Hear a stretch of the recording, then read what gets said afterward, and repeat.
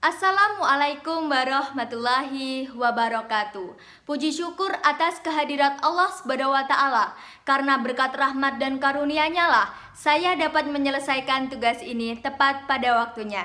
Untuk memenuhi tugas mata kuliah kelembagaan petani, maka di sini saya akan mempresentasikan hasil kerja saya, yaitu Praktike Studi Pustaka, penguatan kelembagaan dalam upaya meningkatkan kesejahteraan petani tebu.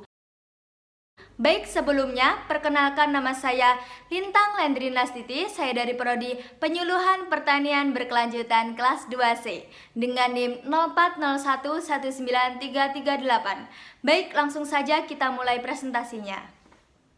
Baik, di sini saya akan mereview jurnal Sentra Industri Gula di wilayah Besuki. Kegiatan penumbuhan dan pengembangan kelembagaan ekonomi petani merupakan salah satu terobosan dalam rangka pengembangan penyuluhan pertanian yang dihelat pasar melalui berbagai penerapan metode. Dan salah satunya adalah pengembangan usaha. Adanya penelitian di Kabupaten Situbondo yang tepatnya dilakukan di Sentra Industri Gula wilayah Besuki ini dilakukan secara purpose sampling pada 4 lembaga petani tebu, yaitu yang pertama, petani yang tergabung dalam kelompok tani, kedua, koperasi petani tebu, ketiga, asosiasi petani tebu rakyat, dan yang keempat, lembaga layanan finansial. Baik, berikut adalah faktor penghambat dan pendorong kelembagaan petani tebu. Dalam konteks penelitian ini, petani tebu di daerah penelitian, seperti yang sudah dikatakan tadi, dibedakan menjadi kelompok tani, koperasi petani tebu, asosiasi petani tebu, dan lembaga layanan penunjang khususnya layanan finansial. Kelompok tani merupakan kelembagaan petani dengan tingkat paling bawah. Secara organisasi, fungsi kelompok tani adalah melakukan penyuluhan dan membahas mengenai permasalahan-permasalahan petani seperti teknik tebu, bongkar ratun, harga gula, rendemen, penjualan gula, masalah kredit, atau membuat kesepakatan jadwal tebang giling.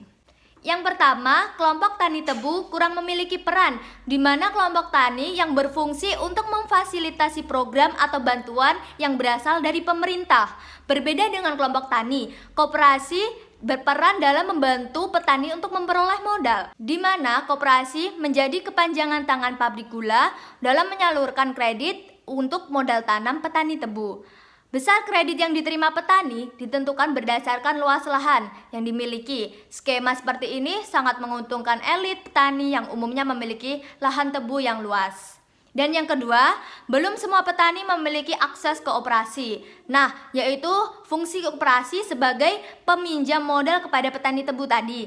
Faktor keterbatasan yang dimiliki menjadi alasan petani kecil kesulitan mengakses permodalan dari koperasi. Guna membuka akses petani, beberapa koperasi petani melakukan edukasi ke petani tebu skala kecil untuk menjadi anggota koperasi dengan tujuan mengurangi ketergantungan petani.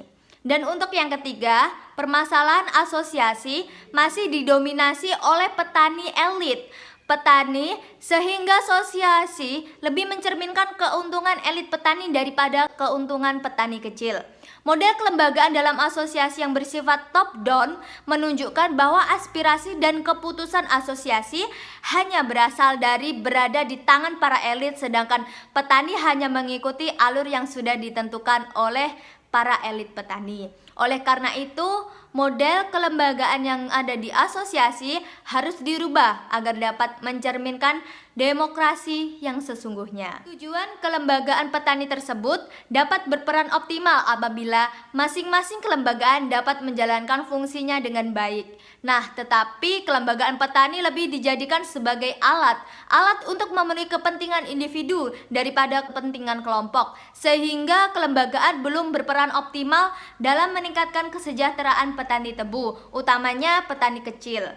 Perlu ada penguatan kelembagaan terkait aspek-aspek tersebut dengan ditunjang oleh faktor pendorong yang dimiliki kelembagaan petani tebu ini. Dengan demikian, penguatan kelembagaan akan memperluas akses petani dan juga untuk ke koperasi yang akan memberikan peminjaman modal. Nah, sehingga mampu meningkatkan kesejahteraan para petani tebu.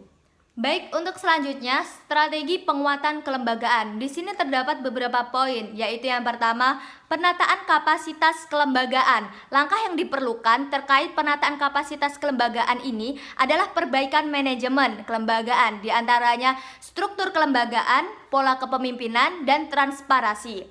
Yang kedua adalah peningkatan kapasitas sumber daya kelembagaan, di mana yang memiliki peran penting dalam peningkatan pengembangan kelembagaan adalah sumber daya manusia.